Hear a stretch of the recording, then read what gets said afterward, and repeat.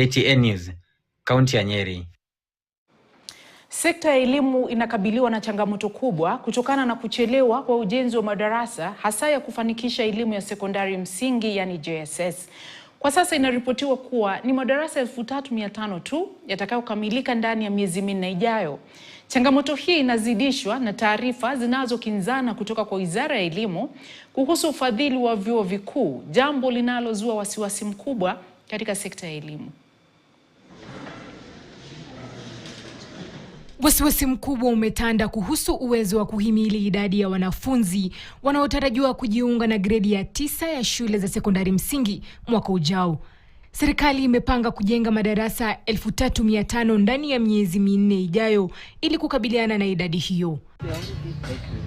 Hata hivyo, upungufu wa madarasa 12500 unazidi kuzua tumbo joto miongoni mwa washikadau katika sekta ya elimu. We have released the money, the 3.5 billion, and I think early next financial year we are again releasing more. We have comfortably started. The first part of the classrooms will be complete in 4 months' time, and we are starting another part in about 2 months' time.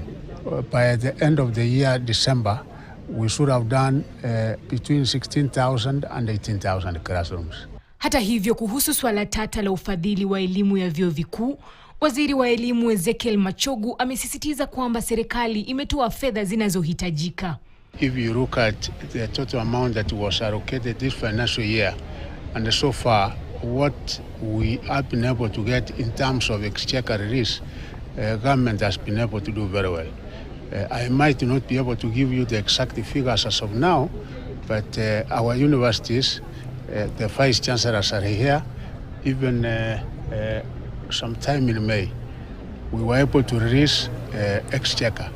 So if there's one such department, subsector that the government has done very well in giving out capitation is in our universities. Afisa mkuu mtendaji wa bodi ya kutoa mikopo ya elimu ya juu, HELB, Charles Ringera, amekiri kuwa utengaji wa fedha kwa taasisi za elimu umekumbwa na changamoto na kusababisha kucheleweshwa kwa fedha za ufadhili wa elimu ya juu.